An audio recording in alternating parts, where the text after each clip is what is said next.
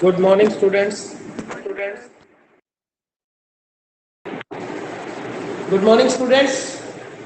आज हम करने जा रहे हैं third chapter according to Pradeep, magnetic effect of current. Third chapter का नाम है मैग्नेटिक इफेक्ट ऑफ करंट। कि करंट का एक और इफेक्ट पता चला है। हमने दो चैप्टर पढ़ लिए, इलेक्ट्रोस्टैटिक्स और दूसरा पढ़ा है करंट इलेक्ट्रिसिटी। और आज से हम थर्ड चैप्टर शुरू करने जा रहे हैं magnetic effect of current. Magnetic effect of current का मतलब क्या है? जब एक बार क्या हुआ, ओर्स्टेड नाम का एक साइंटिस्ट थे जिन्होंने बेल फैक्ट्री में एक एक्सपेरिमेंट करते टाइम एक्सीडेंटली इट मींस उनकी कोई इंटेंशन नहीं थी, एक्सीडेंटली एक करंट कैरिंग वायर के पास कंपास नीडल रखी गई। एक्सीडेंटली क्या हुआ, एक करंट कैरिंग वायर के पास एक कंपास नीडल रखी गई। उन्होंने देखा कि कंपास नीडल डिफ्लेक्ट हो रही है।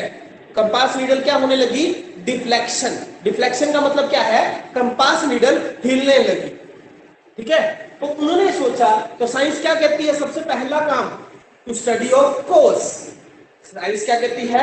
टू स्टडी ऑफ कोज, कि ये हिली तो हिली क्यों, कोज क्या है, कारण क्या है, कि इसका ये हिलने का कारण क्या है। तो उन्होंने बताया कि जहां पर भी कोई करंट कैरिंग वायर होगी उसके इर्द गिर्द, उसके आसपास मैग्नेटिक फील्ड बनेगी, मैग्नेटिक फील्ड एक्सपीरियंस होगी, मैग्नेटिक फील्ड आएगी।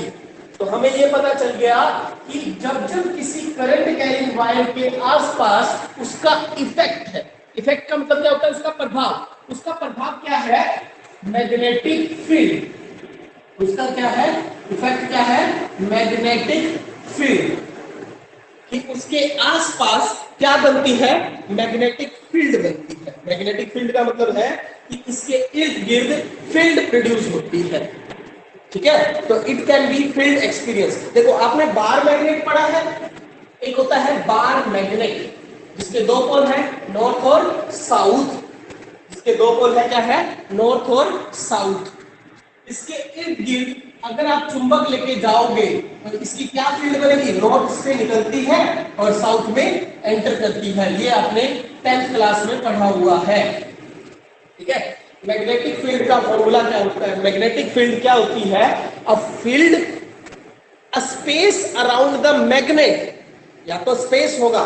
मैग्नेटिक फील्ड की डेफिनेशन क्या बनेगी? Magnetic field, magnetic field, a space around the magnet,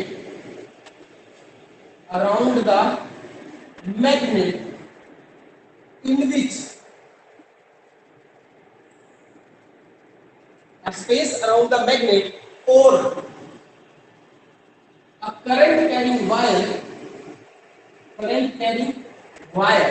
दो जगह बता दी। अब एक तो मैग्नेट के, तो आपने पढ़ा हुआ है कि मैग्नेट के आसपास मैग्नेटिक फील्ड बनती है। अब मैं बोल रहा हूं कि करंट कैरिंग वायर के पास भी क्या बनती है? मैग्नेटिक फील्ड बनती है।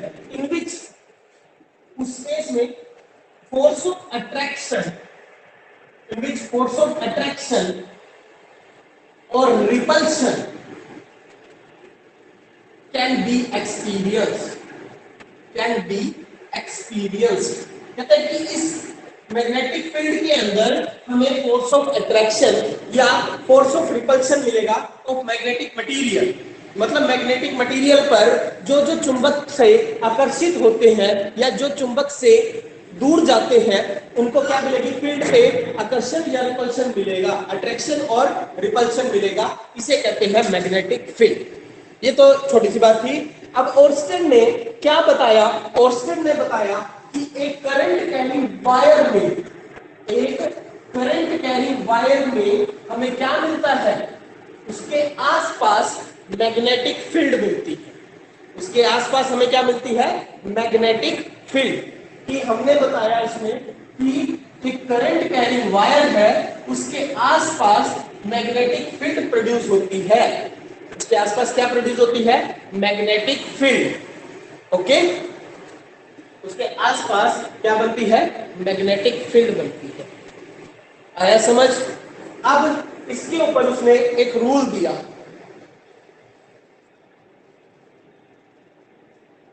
इस पर उसने एक रूल दिया। क्या रूल दिया?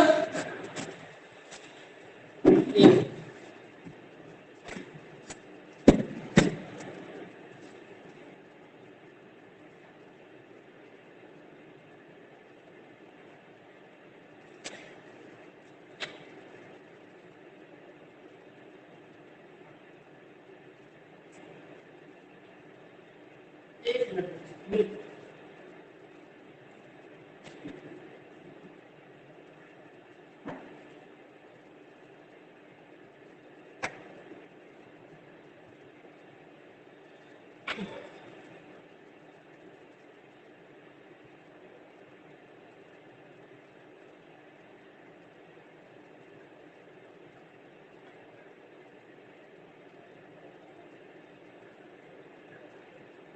उसने रूल दिया स्नो।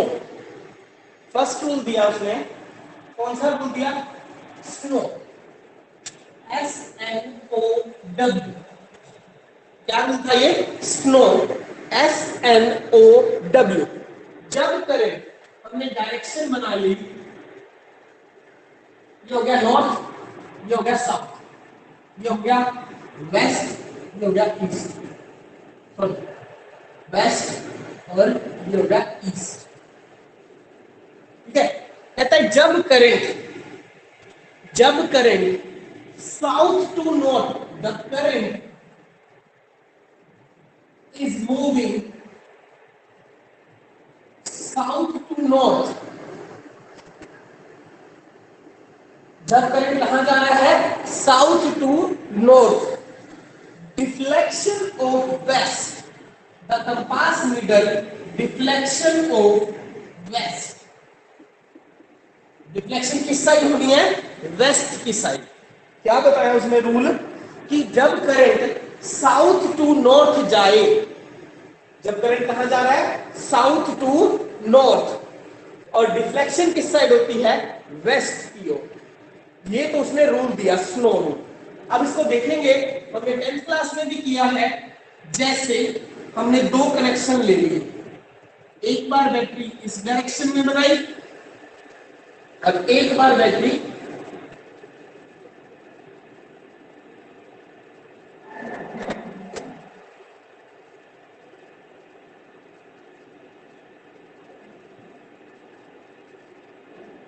ये था कनेक्शन, दो कनेक्शन बना दिए मैंने।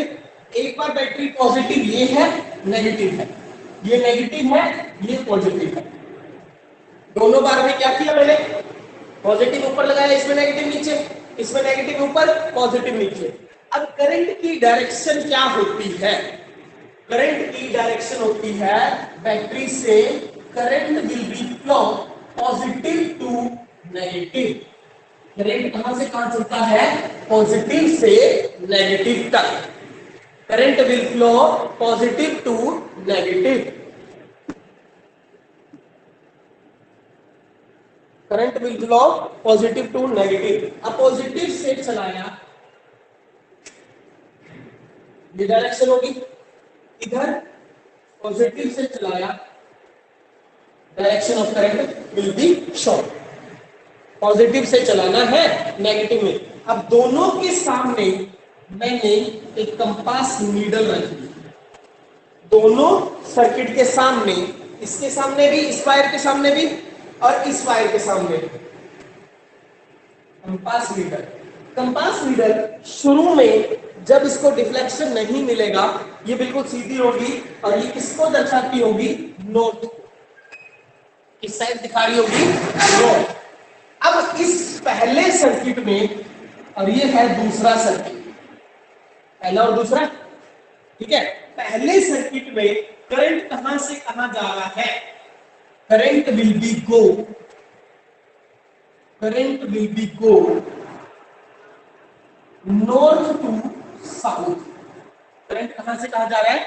North to south. और सेकंड में कहां जा रहा है?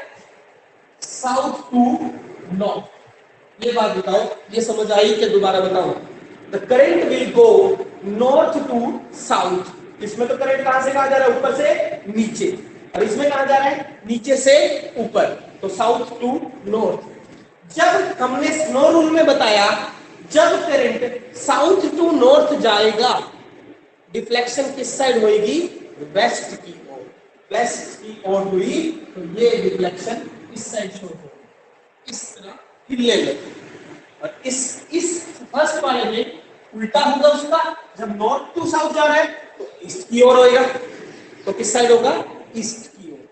दो रूल बता दिए, जब करंट साउथ टू नॉर्थ जा रहा है तो डिफ्लेक्शन होती है वेस्ट की ओर, और जब नॉर्थ टू साउथ जा रहा है तो डिफ्लेक्शन होती है ईस्ट की ओर। ये बात बताओ, ये समझ आई, ये था स्नो रूल। बताइए अपूर्वा, आ गया सर। आ गया? स्नेहा, आ गया सर। चलो अब देखते हैं हमारा सबसे पहला मैग्नेटिक फील्ड की डेफिनेशन। मैग्नेटिक फील्ड क्या होती है?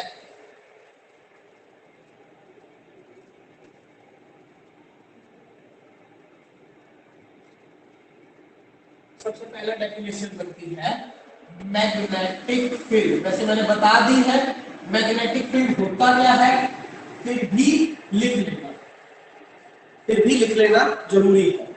क्या क्या रिप्रेजेंट होता है? It is the space around the conductor. हम इस चैप्टर में करंट की वजह से मैग्नेटिक फील्ड देखेंगे, हमें बार मैग्नेट का हिसाब किताब नहीं देखना। क्यों? क्योंकि अब ये चैप्टर ही क्या है, magnetic field due to current. अब करंट की वजह से देखेंगे तो लिखेंगे it is a space around the conductor, it is a space around the conductor. Conductor के आसपास का स्पेस, और space around the magnet, space around the magnet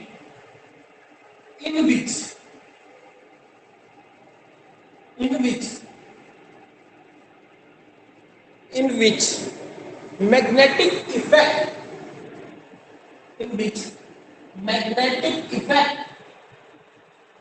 can be felt, magnetic effect can be felt। Magnetic field की definition बता दी मैंने, it is a space around a conductor और it is a space around a magnet in which, जहां पर magnetic effect felt हो रहा है, जहां पर मैग्नेटिक इफेक्ट दिख रहा है, उसे कहते हैं मैग्नेटिक फील्ड। जैसे मैंने एक वायर ली जिसमें करंट दौड़ रहा है आई, जिसमें करंट कितना दौड़ रहा है आई, और यहां पर मैंने कंपास नीडल रखी दूर, बहुत दूर, ठीक है। Compass needle can not be deflect, तो इसका मतलब इस जगह पर मैग्नेटिक इफेक्ट नहीं है। फील्ड कहां पे बनेगी? अगर मैं जहां पर इसको लेके आऊंगा, जहां पर ये मैग्नेटिक इफेक्ट एक्सपीरियंस होने लगे, वहां तक उसकी क्या है, मैग्नेटिक फील्ड है। समझ आया? मैग्नेटिक फील्ड क्या होती है? जहां पे मैग्नेटिक इफेक्ट दिखे उसे हमने कह दिया उस जगह तक मैग्नेटिक इफेक्ट है, मैग्नेटिक फील्ड है, ठीक है। जहां पर नहीं है तो नहीं है, ओके। अब बात करते हैं इट इज रिप्रेजेंट, जैसे इलेक्ट्रिक फील्ड होती थी वैसे आ गई मैग्नेटिक फील्ड। जैसे इलेक्ट्रिक फील्ड वैसे मैग्नेटिक फील्ड। इलेक्ट्रिक फील्ड कहां पे होती थी? चार्ज के आसपास। मैग्नेटिक फील्ड कहां पे होती है? करंट के आसपास। तो it is represented by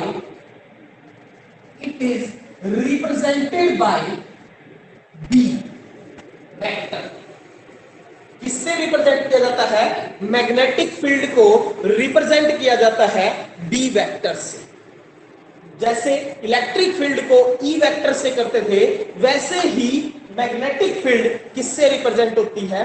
B vector से, ठीक है। तो B is the magnetic field. अब जहां पर भी बी लिखा आएगा वो समझ जाना वो किसको दर्शा रहा है, मैग्नेटिक फील्ड को दर्शा रहा है, ठीक है। और ई किसको दर्शाता था, मैग्नेटिक इलेक्ट्रिक फील्ड को, वो किसको रिप्रेजेंट करता था, इलेक्ट्रिक फील्ड को, और बी किसको रिप्रेजेंट करता है, मैग्नेटिक फील्ड को। आया समझ या दोबारा बताओ। अब देखिए मैग्नेटिक फील्ड हो गया।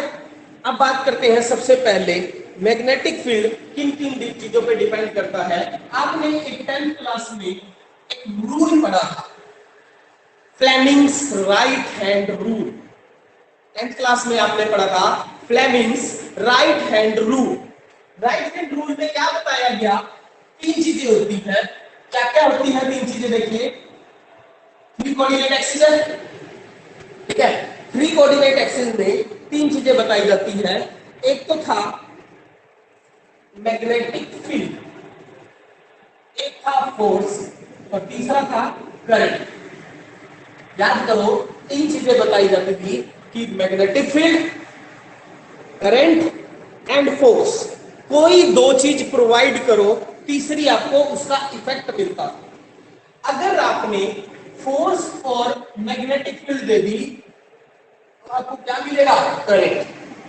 आपने करंट और फोर्स दे दिया तो आपको मिलेगी मैग्नेटिक फील्ड। अगर आपने करंट और फोर्स दे दिया तो मैग्नेटिक फील्ड, करंट और मैग्नेटिक फील्ड दे दी तो इससे क्या मिल जाता था, फोर्स। ये पढ़ा था हमने तीनों चीज। तो कहते हैं कि करंट कैरिंग वायर, एक करंट कैरिंग वायर है, इसके अंदर क्या हो रहा है, कहता है कि एक करंट कैरिंग वायर है जो चार्ज, करंट की डेफिनेशन होती है चार्ज इज मूविंग। चार्ज क्या कर रहा है, मूव कर रहा है। चार्ज इज मूविंग, मूविंग का मतलब क्या होता है, मूव कर रहे हैं, चल रहे हैं, ठीक है। अब हमने कहा चार्ज जो है रिप्रेजेंटेड क्यू से, चार्ज किससे रिप्रेजेंट कर दिया हमने, क्यू से।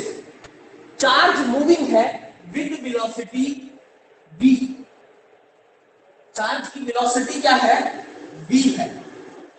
चार्ज है कोई, उसकी वैल्यू क्या है, q, और उसकी वेलोसिटी क्या है, v। जब चार्ज मूव होता है तो उसमें बन जाती है मैग्नेटिक फील्ड, और मैग्नेटिक फील्ड होगी तो उससे क्या मिलेगा, फोर्स। तो मैंने लिखा फोर्स इज इक्वल्स टू, कहते कितना फोर्स होगा, force is equal to Q B cross B. ये याद, F is equals to Q B cross B. या लिख सकते हैं, देखो चार्ज मूविंग है, क्या वो चार्ज है, v वेलोसिटी है, और उसकी वजह से क्या बन गई, मैग्नेटिक फील्ड। उसकी वजह से क्या बन गई, मैग्नेटिक फील्ड। मैग्नेटिक फील्ड की वैल्यू किसके बराबर लिखते हैं, b से। मैग्नेटिक फील्ड किससे रिप्रेजेंट होती है, b से। b is the magnetic field. अब हमने कहा जब मैग्नेटिक फील्ड और करंट मूविंग है तो उनकी वजह से क्या बन जाता है, फोर्स। करंट और मैग्नेटिक फील्ड की वजह से क्या मिल जाता है हमें, फोर्स। और फोर्स की वैल्यू क्या होगी, चार्ज मूविंग है विद वेलोसिटी v, और उसकी इफेक्ट क्या है, b, magnetic field. b is the magnetic field. b is F is equals to Q v cross b। Q v cross b, Q क्या है, चार्ज, v क्या है, magnetic, v क्या है, वेलोसिटी, b क्या है, मैग्नेटिक फील्ड। अब मैंने यहाँ पे क्रॉस प्रोडक्ट ही क्यों लगाया, मैं डॉट क्यों नहीं लगा रहा, v क्रॉस, देखो चार्ज के ऊपर कोई वेक्टर क्वांटिटी नहीं है, v और वेलोसिटी और b ये होगी वेक्टर क्वांटिटी। तो मैंने इनमें क्रॉस प्रोडक्ट ही क्यों लगाया, डॉट क्यों नहीं लगाया, क्योंकि मेरे को पता है जो मैक्सिमम वैल्यू होती है इनकी आपस में 90 डिग्री पे होती है। राइट हैंड रूल या लेफ्ट हैंड रूल, B और B में मैक्सिमम 90 डिग्री पे होगा, तो मैक्सिमम 90 होगा तो साइन लगेगा, साइन लगेगा तो या तो ये लिख सकते हो F is equals to Q B B sine theta, या फिर लिख सकते हो F is equals to Q B cross B. Q V cross B, या लिखोगे Q V B sine theta, या तो लिखोगे Q V B sine theta, या लिखोगे क्यू वी क्रॉस B। ठीक है, ये दो चीजें हमें पता चल गई। अब निकालेंगे B की मैग्नेटिक फील्ड की यूनिट। अब लिखेंगे यूनिट ऑफ मैग्नेटिक फील्ड, हमें पता चल गया F is equals to Q B B sine theta, या F is equals to Q B cross B. दो बातें पता चल गई, F is equals to Q B B sine theta, F is equals to Q B cross B, ये बात पता चल गई। अब हमने लिखा B is equals to, first equation से B is equals to F by Q B sine theta, लिख सकता हूं F by Q B V sine theta, हमने लिख दी F by Q V sine theta. ये है SI unit of magnetic field, SI unit of magnetic field. SI unit कैसे निकालेंगे? अब मैं कहता हूं जो B को बताया था वो बताया था Tesla, Nikola Tesla, magnetic field की यूनिट दी थी। तो 1 tesla is equals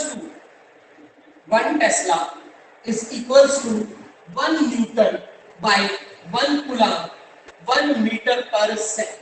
sign theta की कोई यूनिट नहीं होती, तो ये होगी एक। तो एक और बताता हूं, I is equals to Q by T, Q is equals to किसके बराबर है?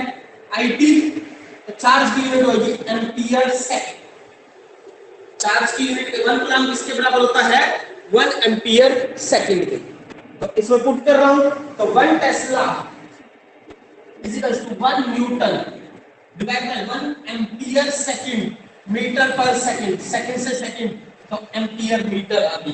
तो 1 tesla is equals to 1 newton by ampere metre. This is the unit of magnetic field. ठीक है, यूनिट ऑफ मैग्नेटिक फील्ड। तो मैग्नेटिक फील्ड की unit क्या होगी? 1 tesla is equals to 1 newton ampere metre, या लिख सकते हैं 1 tesla 1 newton ampere inverse metre inverse. This is the unit of 1 tesla. Tesla की यूनिट आ गई 1 newton ampere inverse metre inverse. अब इसका डायमेंशन फॉर्मूला निकालेंगे। देखते हैं डायमेंशन, ये भी ऐसा यूनिट। अब है डायमेंशन फॉर्मूला ऑफ